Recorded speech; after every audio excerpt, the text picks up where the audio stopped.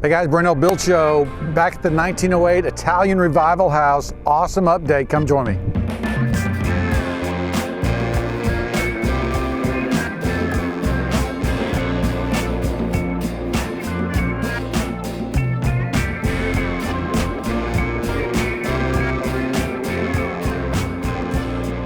Okay guys, so look at all the stuff that's happening here. One, you'll notice that all this landscaping done. Remember that the landscaping was this huge hedge that kind of kept you from seeing the yard, how big this yard is and what's going on. So now that it's been cut down and it was overgrown, it's gonna kind of expand the feel of this front yard, and all of a sudden it feels better. Remember, we had this ugly fountain there that had been changed around a number of times. We've got documentation of how it changed, how it kept getting more and more fancy. Well, it was never there, right? And so that was the original front gate. And just real quick aside, I know I've talked this before, but look at those piers, the columns, and then look at the original ones, right? Why do the original ones look better? What's the difference there? One, you can see that they've got that pedestal base that looks really pretty. That kind of frames it and lifts it up. Also notice the offset, that you've got these kind of almost pilaster little offsets there. That original one looks better than those because it's built different, it's designed different, it's not cheap. And so anyway, just quick aside, but the front yard is coming together. The other thing that's happened here is we've laid this driveway down. I don't think we saw this on the last one.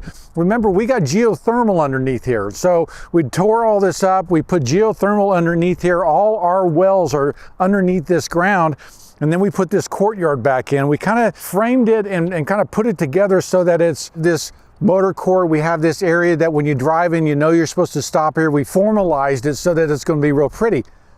We also, if you remember, they had a number of different tiles on the front porch. And they had this caustic tile there. They had other tile here that was breaking up. And what we decided to do is kind of go back with a more European feeling formalized porch, okay?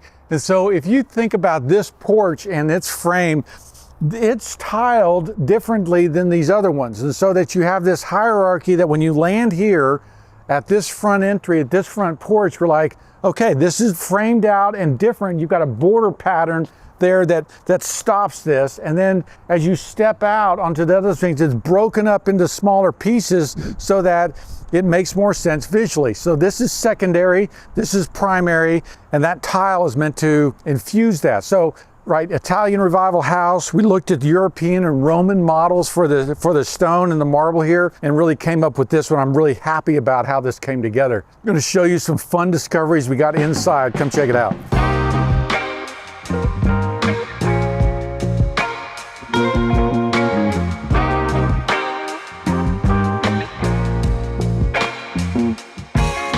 Okay, inside, look what's going on here. If you look in this entry hall, you'll see this pattern here, you see these hinges here, and all of a sudden you realize, well, wait a minute, there was doors here. So this was the original front door, okay?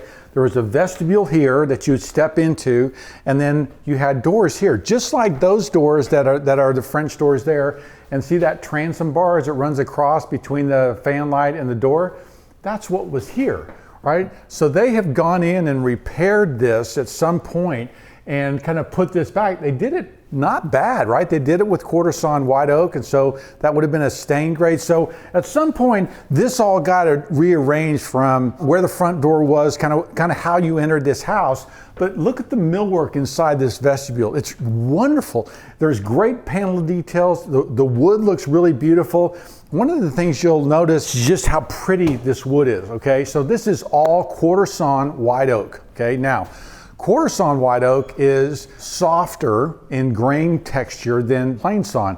And you don't get that kind of wild steepling, the wild variations between dark and light color. So you have this really even, pretty color now, right?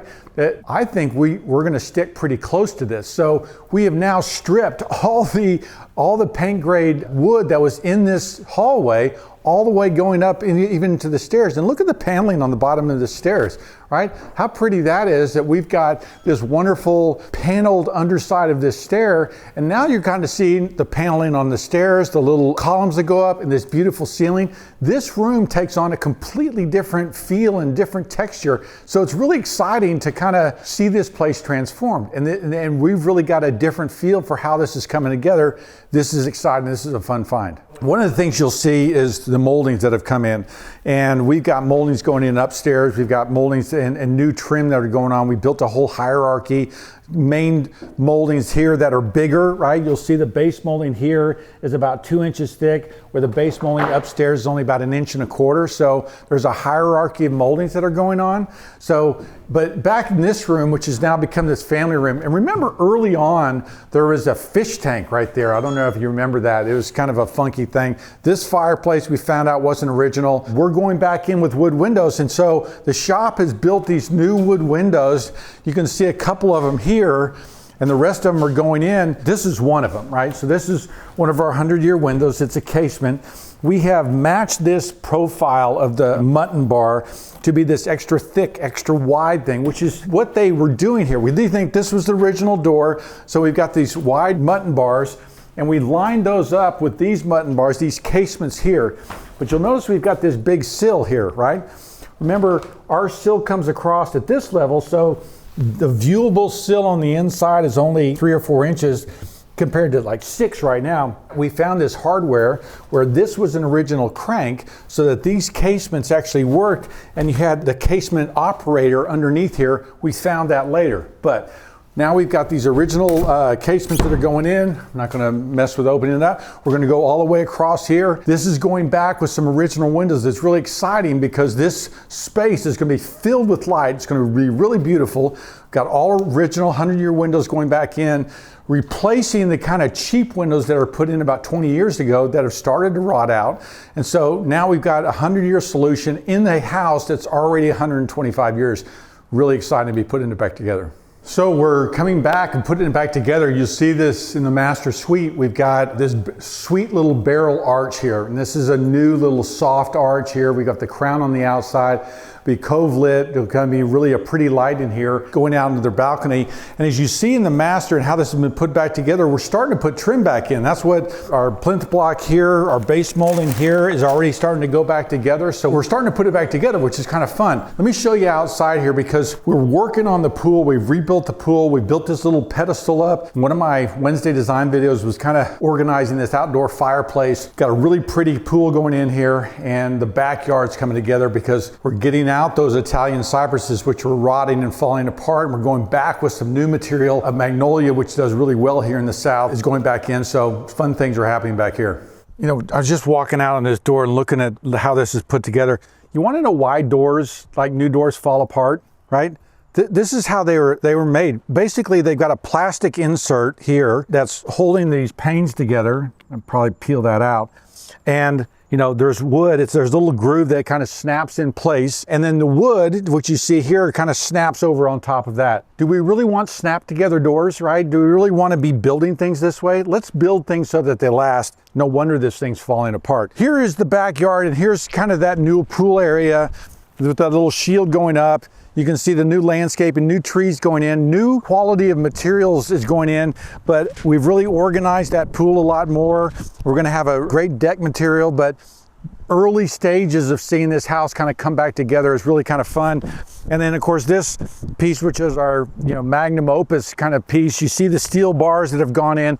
That's where our new columns are going. So we've reduced the number of columns on that thing. We're matching closer to the front side of this house so that this back piece won't look like that 80s stucco tack-on piece. It'll really kind of be invigorated with the original stylings of this house. Okay guys, so just a little bit over halfway done. We got windows going back in. We've got trim going on in some of these areas. We've got mechanicals mostly finished. So it's really a fun part of the job. When we come back again, we're hoping that that whole back, rotunda will be done. The original kitchen kind of tall piece will be redone. So we've kind of constructed some new ways of doing that. The paneling that we found in here, which is a fun find, will be pushed into that family room. So we'll have a fully paneled room in there. All those lights should be back in. A lot of fun stuff as this thing kind of rounds out and begins to kind of head towards home, and we start putting in the fun, pretty stuff. Come back next time. I'm Brent Hull. Thanks for watching.